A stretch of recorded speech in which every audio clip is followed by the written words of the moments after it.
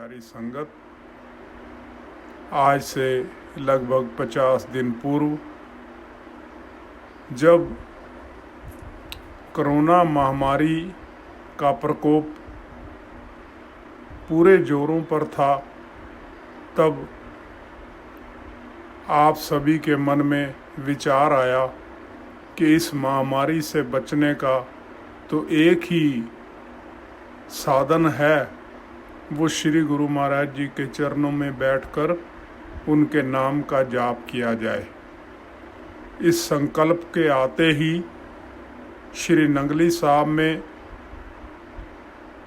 दादा गुरुदेव श्री परमहंस दयाल जी महाराज जी के मंदिर में अखंड ज्योति प्रज्वलित की गई और अखंड जाप प्रारंभ हुआ। ये तो उनकी महान कृपा है। रामायण में आया है, उमा राम की भ्रुकुटि विलासा, होए विश्व पुण्य पावई नासा। त्रिलोकीनाथ भगवान जी की एक पलक झपकने से अनेकों सृष्टियां सर्जित हो जाती हैं और अनेकों सृष्टियां समाप्त भी हो जाती हैं। तो ये तो एक महामारी है। उनके श्री चरणों में की गई बेनती अवश्य स्वीकार होती है। उसका जो प्रत्यक्ष लाभ है वो ये हुआ कि हमें निरंतर उनके चरण कमलों में बैठकर अनेकों व्याधियों से, अनेकों विपत्तियों से दूर हो गए। क्योंकि जब भगवान राम जी के श्री चरणों में हनुमान जी सीता जी की सुधि लाए, तो श्री राम जी सीता जी की स्थिति से का हाल सुनकर थोड़े व्याकुल हो गए। तो हनुमान जी ने कहा, सुनो कह हनुमत विपति प्रभु सोई, जब तब सिमरन भजन न होई। हे भगवान, आप परेशान ना होइए। विपत्ति तो उस अवस्था में होती है जब भगवान का भजन सिमरन नहीं होता। जब हम निरंतर भगवान के, प्रभु के सिमरन में मस्त रहते हैं तो विपत्तियां तो हमसे कोसों दूर चली जाती हैं। हम हमेशा ये सोचते हैं कि हम प्रभु से प्यार करते हैं, प्रभु के चरणों में हमारा विश्वास है, दृढ़ विश्वास है। कभी हमने ये नहीं सोचा कि भगवान जी भी हमें हमारे से 1000 गुना ज़्यादा प्यार करते हैं। जब हनुमान जी सीता जी की सुधि लेकर आए तो जामवंत जी ने कह दिया कि नाथ पवन सुत कीनी जो करनी, सहसो मुख सो जाए न वरनी। हे भगवान जी, हनुमान जी ने जो कार्य किया है उसकी प्रशंसा अनेकों मुखों से भी नहीं की जा सकती।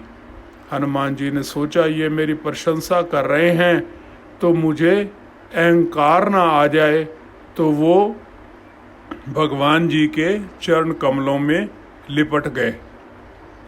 भगवान जी उन्हें बार बार उठाते हैं और लेकिन बार बार प्रभु चहूँ उठावा, प्रेम मगन कपि उठ ही न पावा।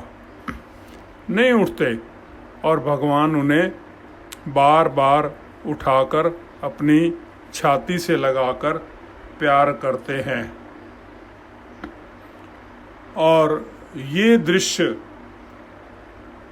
जब शंकर भगवान जी ने देखा कि भगवान अपने शिष्य को किस प्रकार प्यार कर रहे हैं, उन पे किस प्रकार अपना प्यार नौछावर कर रहे हैं, तो फरमाने लगे उमा जी से, उमा राम स्वभाव जेहि जाना, तेई भजन तज और न आना। हे उमा, जिसने भगवान जी का ये स्वभाव जान लिया है कि वो अपने भगत से इतना प्यार करते हैं, तो वो भगवान के अतिरिक्त और कुछ कर भी नहीं सकता। ये सुंदर संयोग हमें प्राप्त हुआ 40 दिन के पश्चात। पहले तो एक प्रयोजन था कि महामारी के समाप्ति के लिए, उससे निवारण के लिए हम सभी लोग मिलकर पाठ कर रहे थे, लेकिन अनेकों भक्तों की ये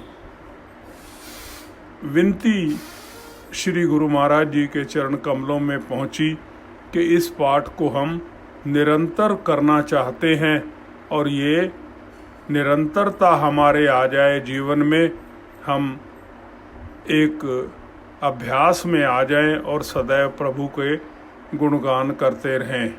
तो दोबारा फिर 11 तारीख से शुरू हो गया सिलसिला और ये आगे चल रहा है।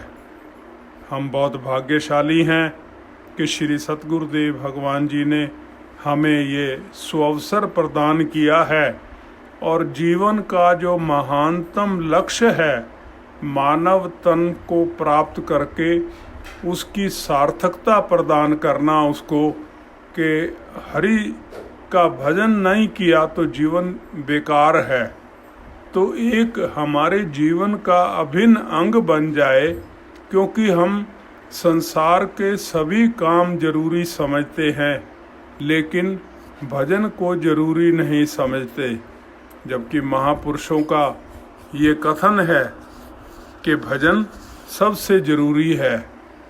सो प्रेमियों, आपके निकट और भी जितने भगत जन हैं जो आपके संपर्क में आए हैं या हैं, तो उनको भी आप इस ओर प्रेरित कीजिए और ये एक श्रृंखला बनती चली जाए, और उस श्रृंखला में जितने भी ज़्यादा लोग जुड़ेंगे तो वो कुदरत के इस महान यज्ञ में शामिल होंगे और पुण्य के भागी बनेंगे।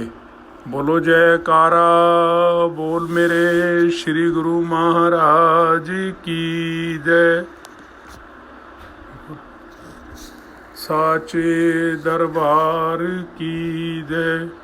बोलो श्री नंगली निवासी भगवान की जय। बोलो श्री परमहंस दयाल जी महाराज की जय। प्यारी संगत,